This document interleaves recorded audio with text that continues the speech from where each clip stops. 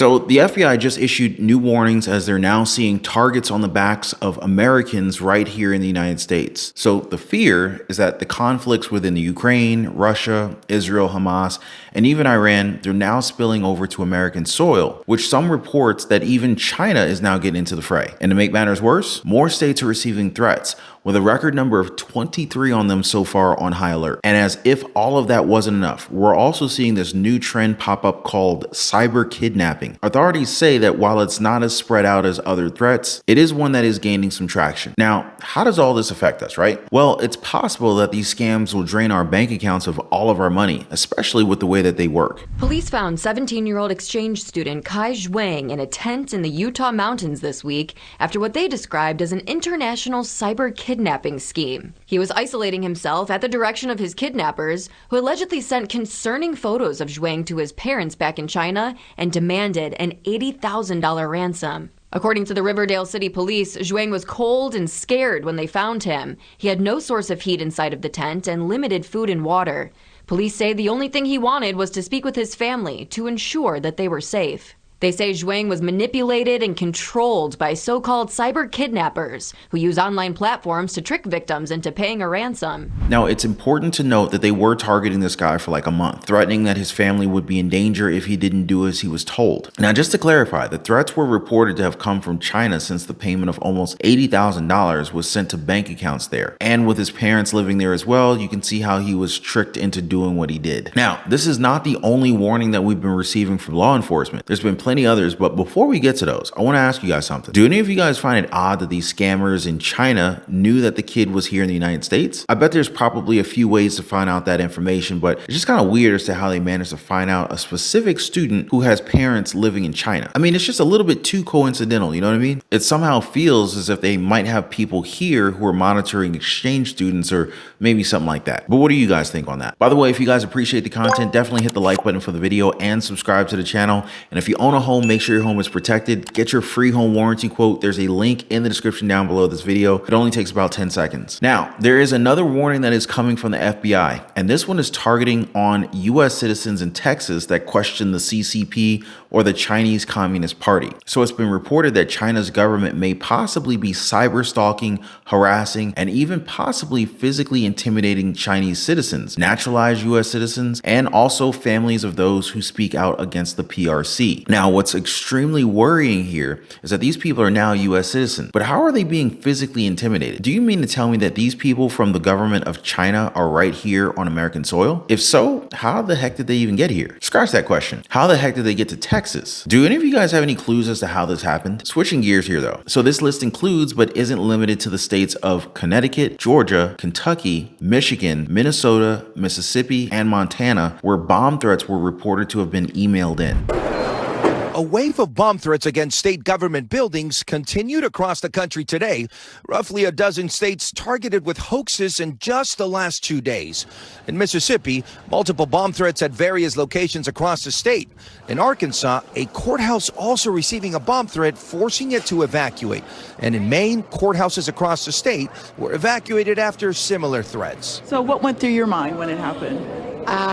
Perfect, the day that I'm here, but I'm hoping that it's all a false alarm. This comes after yesterday's threats against state capitol buildings across the nation.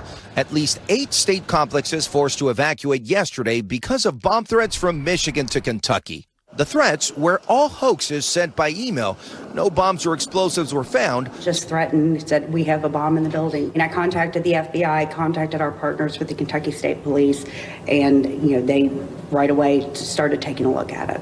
But the threatened violence is part of a pattern of intimidation. In just the last 2 weeks, Georgia Congresswoman Marjorie Taylor Greene says she has been the victim of a swatting attempt, with authorities called to her residence. Now, I believe I read this some time ago where the number of state capitals reporting bomb threats just kept going up within the hour. It was kind of insane seeing the rise in number as the day went by. Some state capitals received threats the very next day. Now, some analysts have tried to make this about politics, but believe me, guys, it's probably way bigger than that. Take into account how we continue to be at odds with Iran-backed Houthis in the Red Sea. A U.S.-led coalition of 13 countries issued a warning vowing consequences should the group continue attacks in the Red Sea. At the same time, the fallout continues, including a global shipping crisis here.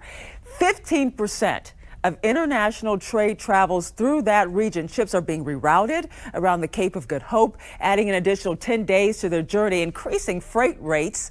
Around 18 shipping companies already rerouted vessels to avoid the risk of having their ships attacked, and that number continues to only grow as companies wait for world leaders to secure that route. So this is where the talks of these conflicts not affecting us here at home goes out the window. You see, there are threats out there, not just for our safety and our well-being, but for our way of living as well. So what happens when more of these ships need to use more gas and fuel just to bring us our supplies? Do they just cover those costs? Well, yes, but then they cover it by raising prices that you and I are going to have to pay for once the supplies reach our shores.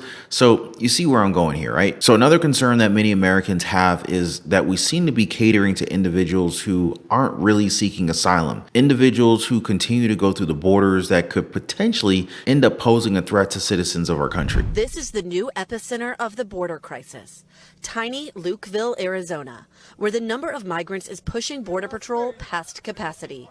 More than 9,000 illegal crossings along the southern border just yesterday, nearly 3,000 of them in this area.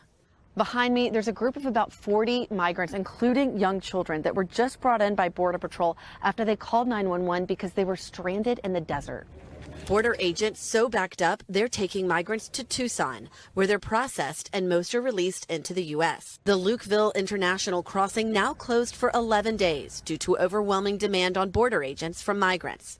Business owners say they're paying a price. Last week we had made $5,000, which is what we usually would make within an 8-hour shift. We find places along the border wall where smugglers cut holes for migrants. Yesterday, cutting through 16 times.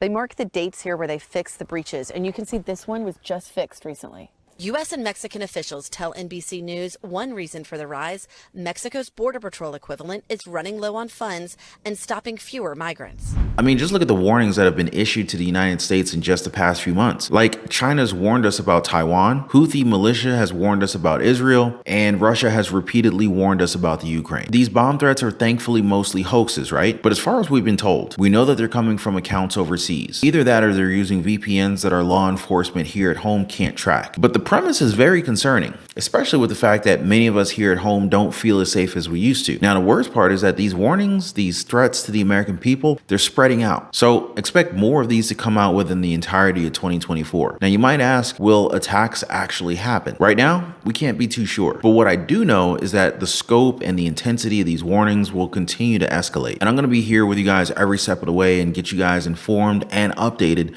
so you know exactly what's going on. But tell me, guys, what do you guys think about all this? Is the U.S. now in a very compromised situation, or are we all just getting worried for no reason? Let me know what you guys think down in the comments. And before I go, I just want to thank you guys for hanging out and watching the video, and I'll see you on the next one.